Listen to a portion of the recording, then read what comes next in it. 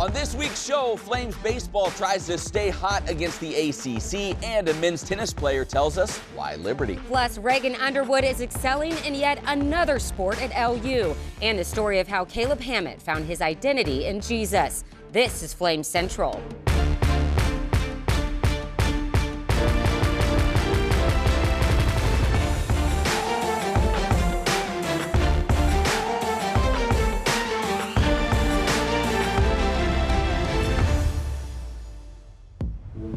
From a social media superstar to a multi-sport athlete. No, I'm not describing myself. These are the two features we have coming your way today. Welcome on into Flame Central. As always, alongside Emily, I'm Matt. Buckle up, because we'll take you all over campus on this week's show. The diamond, the track, the lacrosse pitch, and the tennis courts. But we'll begin on the baseball field. Yeah, well, the Flames have had some challenges in Conference USA play. It's been the exact opposite when they faced opponents from the big bad ACC. Already wins over NC State, Duke, Wake Forest, Virginia, and on Tuesday, the Flames went for the season sweep over the Cavaliers. The Flames hadn't won in Charlottesville since 2010. Whoa. But Tucker Moore, he doesn't care about history. The Flames catcher with a 3-run blast in the second inning. That's history. Good. Oh, that was good. That put the Flames out in front early. Now, the Wahoos, they would respond. A pair of runs in their half of the second. James Nunnally with the RBI knock here. That cut the Flames' lead to just 1. But then in the third, John Simmons, bases loaded, get on out of here. Biggest hit of the ball game. It was also his first hit of the season. It's a grand slam. Liberty jumps out in front 7-2. They would go on to add runs in the fourth, in the ninth, as the Flames cruise to a 10-3 win, picking up their 5th win over an ACC opponent this year and sweeping the season series from Virginia for the first time since the year 2000.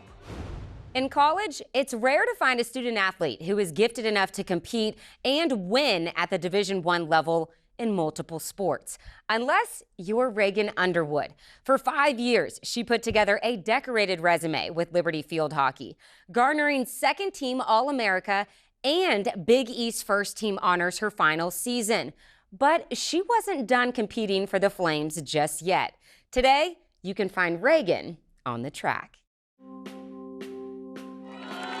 Of midfield from Sinking Spring, Pennsylvania, number 2, Reagan Underwood. Senior day is usually the final chapter of a collegiate athlete's career. But for the 4-year starter and captain of the Liberty Field Hockey team, Reagan Underwood couldn't close the doors on her college career on the mountain just yet. I think after the field hockey season ended, I just knew that I had a lot more to give, and I didn't want to be done with my athletic journey. I can't really see myself just, going to classes and, only doing the student part without the athlete part being a part of my daily routine. And so, with 1 semester of athletic eligibility remaining, Reagan would return to a sport that she had left behind in high school.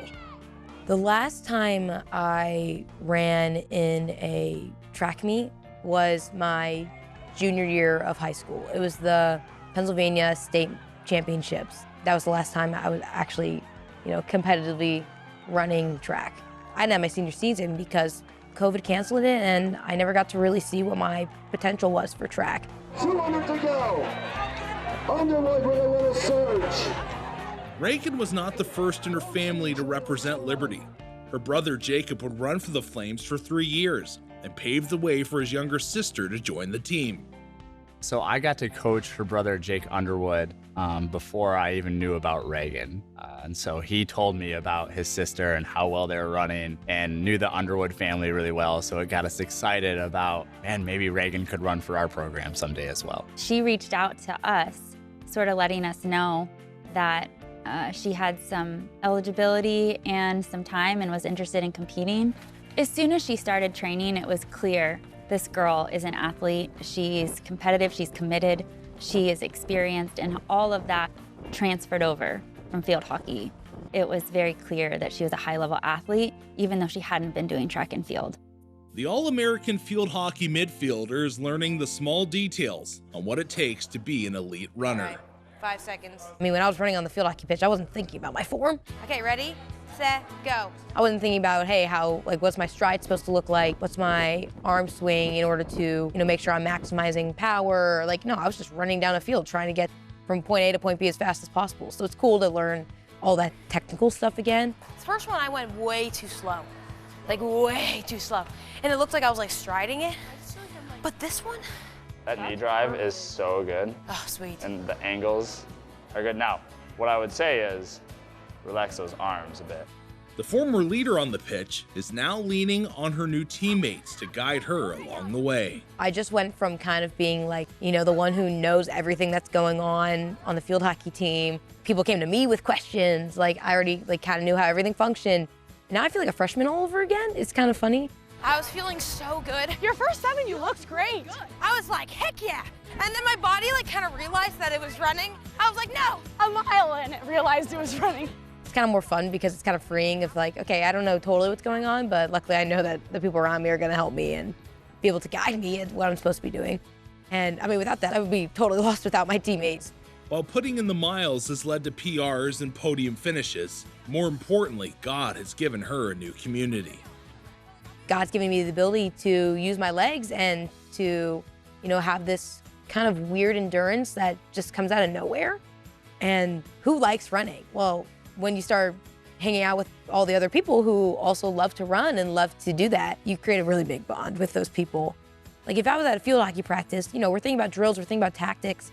I wouldn't have that moment to get to know people while training. But on the track team, we're just running. We're running for, 5 miles that day. So what am I going to do? I'm going to be able to talk to the people next to me. It makes, running all that mileage go by so much quicker because, basically my running time is getting to hang out with really cool people.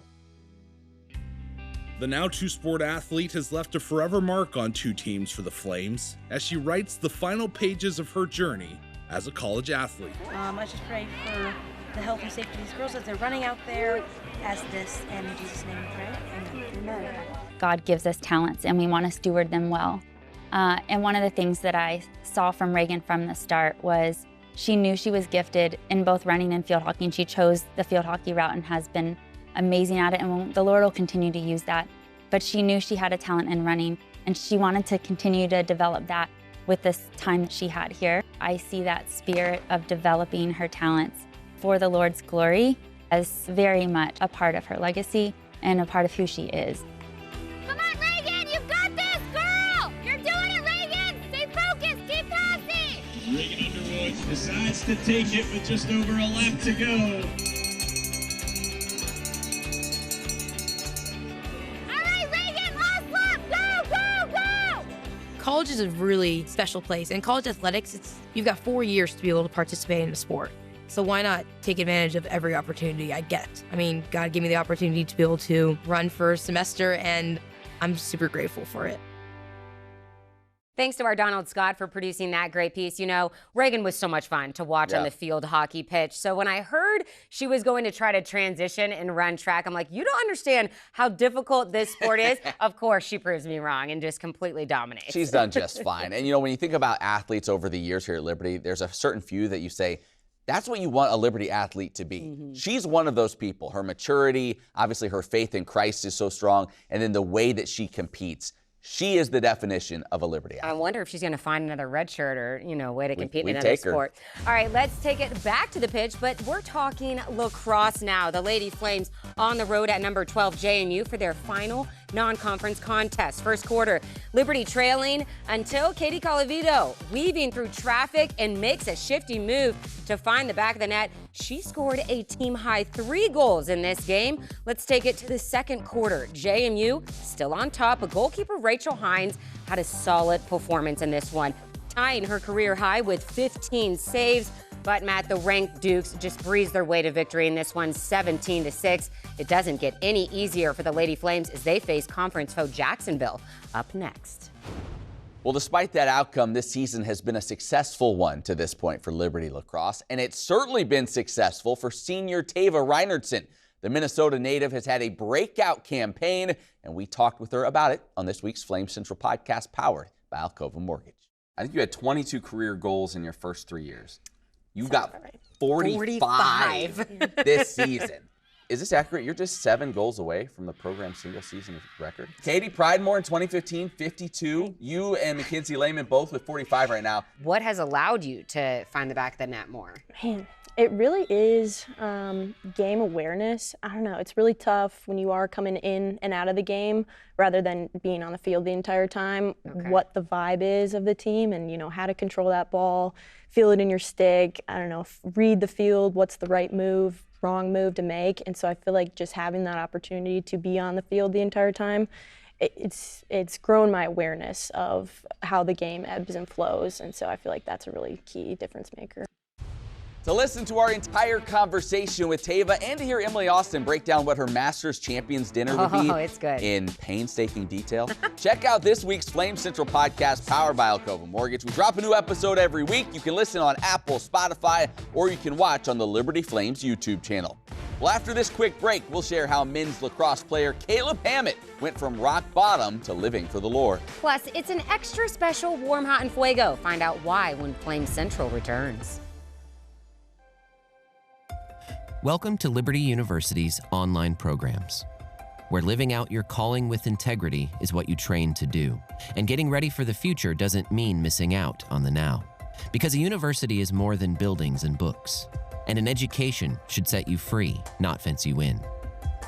Welcome to Liberty's global campus, where distance learning was pioneered and evolved into one of the top-ranked schools in the nation. Where protecting your budget, your time, and your education isn't just a theory, it's our priority.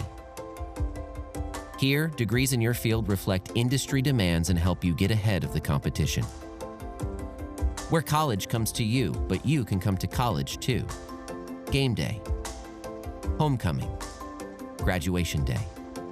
Your school, your values, your experience, your choice. Welcome to Liberty University, where we train champions for Christ.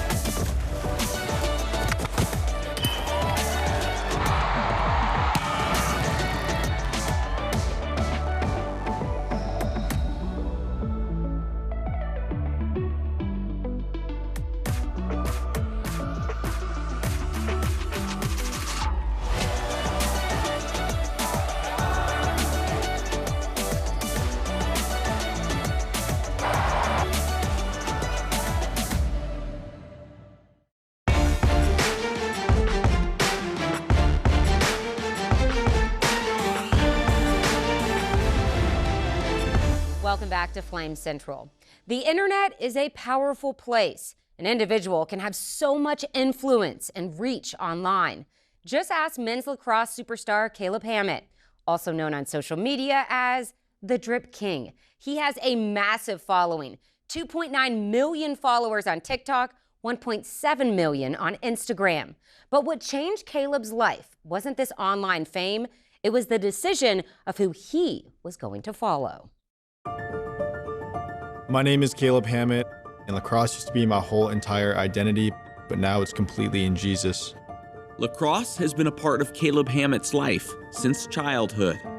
I remember as from a young age, picking up the ball and getting ground balls. It was something that I always had a knack for. I started as early as 8th grade looking at colleges to potentially play at. People started treating me a lot differently when they saw that stuff start to happen. So I was like, oh, the better lacrosse player I am, the more friends I'll have, the more people that will like me. And that was kind of when it started rooting into my identity and feeling like me being a good lacrosse player correlated to the worth. And then that kind of set the tone for the rest of high school, where it really, really became my identity. Caleb would accept a scholarship to play at UMass, where he enjoyed a breakout season as a redshirt freshman. And here's Hammond again, back-to-back face-offs won. At the face-off acts, Caleb Hammett going up against Logan Premtage from Delaware. It's Hammett who wins his second draw. That success would bring him significant status on the field and off it. I quickly fell into the trap of going to all the team events, all the team parties. I figured out immediately the only way to bond is over partying and chasing girls and being a good lacrosse player. I got addicted to kind of that feeling of the acceptance of being a good lacrosse player. I had checked every box I ever wanted. This was the thing I had been chasing my whole entire life, and I exceeded it more than I could have ever imagined, and I was more empty than I could have ever imagined. It was at that point that everything around Caleb would begin to crumble, beginning with a hand injury that would throw his playing career into doubt. The doctors told me that the amount of arthritis and mobility I'm going to lose in my hand, that I may never be the player I was. So that was where I almost got in the mindset of I don't really have an identity. It's not in lacrosse anymore. One of my teammates, Aiden Kaminska, he unfortunately passed away out of nowhere. And that was the first time I had ever seen loss in my life, especially that close. And it was that still wasn't enough to fully bring God into my life. And then a month later, not even after that, I was in a really bad mental place. My girlfriend and I that were dating at the time, a very worldly relationship, but we broke up. And that was when I hit a point where I was this is rock bottom. Stripped of his identity and at his lowest, Caleb looked for something to fill the void. He discovered a new outlet, creating content on social media, revolving around lacrosse. He would build a massive audience, but this too would soon leave him empty. Junior year was the time where I was blowing up a lot on social media. Also got the black ones. And I remember I was so addicted to the views. Probably had the most viral videos that I've ever had. As viral as the videos were going, I was this just doesn't feel like it used to. I just feel disappointed in myself. Broken and not knowing where else to turn, Caleb would call out to the Lord. I just remember sitting there, and I always kind of had that subtle belief in God. And I was I want purpose. I just want a reason to be here. I was just praying, and the Lord, I just felt him calling me. This is the only time I've ever felt him audibly really call me into something. And it was drop everything outside of me and just fully give your life to me. With this new purpose, Caleb would begin looking for a new place to finish out his lacrosse career. And Liberty, with its mission of training champions for Christ, was a perfect fit. Since coming to Liberty, my faith comes first, and I have the opportunity to serve these guys as a talented lacrosse player. It feels like such a right way to finish off my lacrosse career, where I can play, help the team, serve the guys in the team, and being an older guy, pour into them faith-wise, and then also have a lot of brothers around me and meeting a lot of great people here that have been amazing community to me. So I know the Lord has had his hand on that from the start. Today, the things that Caleb once saw as his identity, he now sees as tools that God has given him to help spread the gospel. The first 20 years of my life almost was trying to find worth and value and identity in all these different things of the world, and being able to wake up in the mornings every day and feeling like I'm living the life I was called to. And I feel like that last puzzle piece I had that I could never fit in there is finally there. Being able to have a social media following still and being able to reach a lot of people is just such a blessing that I know is only coming from him. I just encourage anybody that's on that fence to take the leap over, and you'll realize that your plan is so small compared to what God has for you.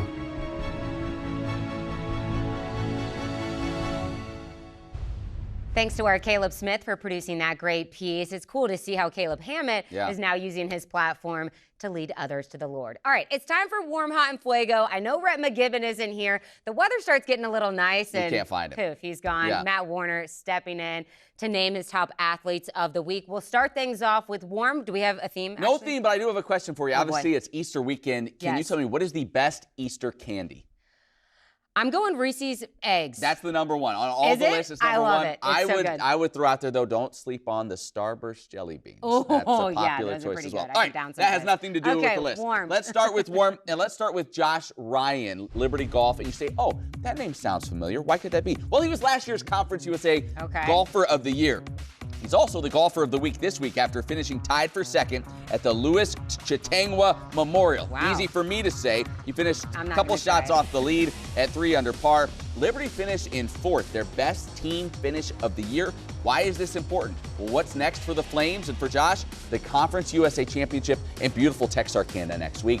They need to win that thing, just like they did a year ago.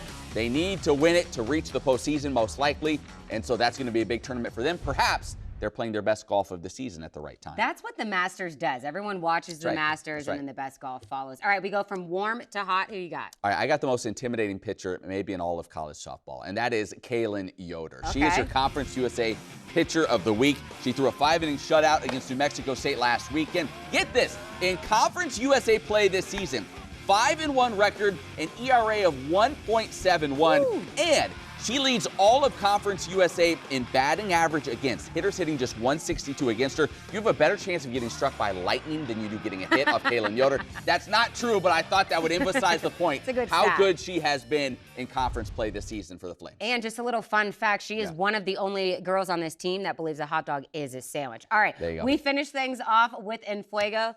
Who is it? We head to the track. Okay. I know you're going to enjoy this. I love this. Adeline Fairley. What a career she has had for Liberty. It keeps getting better in her final campaign. She sets the record, the Liberty record for the 10K. Do you know whose record she broke? Callie Doan. No, it was her own. She broke her own record. She did a great job at the Brian Clay Invitational in California. She carved 20 seconds off of her record. 33 minutes, That's 29 huge. seconds for Fairley. Fastest 10K, not just in Liberty history, but in the Conference USA out of all the runners so far this year. That means she likely secures her spot in the NCAA East first rounds meet later this year as well. She's had a fantastic career. Great kid. We've done features on her before. She's awesome. Congrats to Adeline Fairley on that. 25 laps on a track is no joke. That's when Matt goes to the concession That's stand. right. Great job filling in. Yeah. Thanks so much. We have more Flame Central coming up right after this last break. Challenges, they're nothing new. At Liberty, we know they make you stronger, force you to learn, adapt, to overcome. When your next challenge comes, be ready. Meet it with a degree that propels you forward. We've helped champions like you succeed for 35 years and counting. And now, over 100,000 students are getting stronger every day. At Liberty University, challenges make champions. Let's overcome together.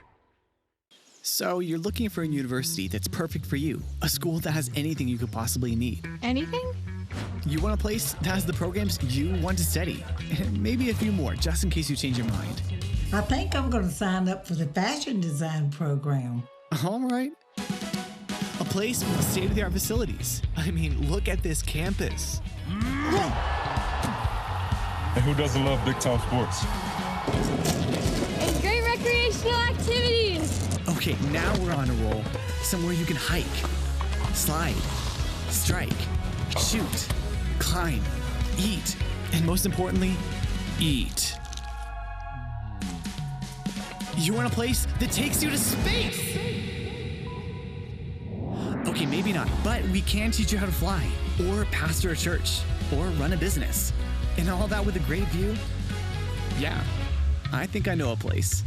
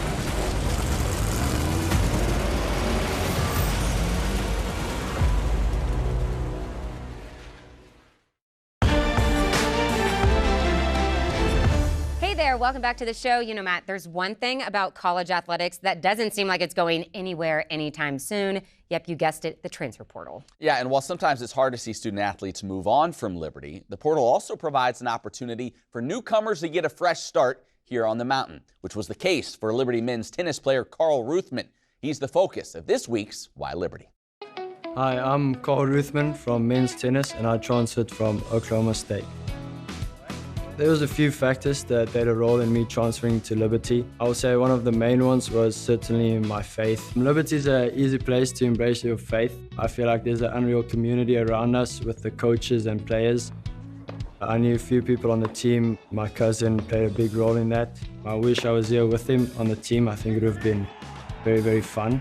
Christian had a big impact on me, on my life. He was a mentor for me in my faithful walk. So yeah, we met once or twice a week online doing video calls when I was at Oklahoma State. Told me more about Jesus, what it's about, and that ultimately led to me being really interested in Liberty.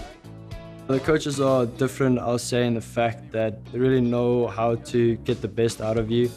I feel like they've been doing a great job in just letting me do my thing, just trusting my game. I think the biggest thing that they've done that helped me is just giving me confidence and backing myself. I really, really love the courts. Facilities obviously play a big role. You want the best for you. The outside courts that are 3-3 and not 6. I feel like it's easier to support the boys and see the boys competing. It's one of the best facilities in the country and just makes it easier to compete out there.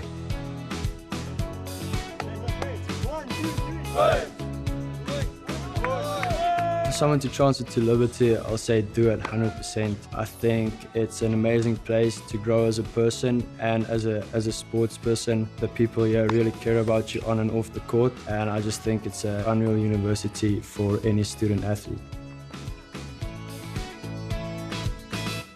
It's so great having Carl here on the mountain. If you'd like to watch more of our Why Liberty series, you can do so at libertyflamescentral.com, or you can watch any of our stories there. You're going to love it.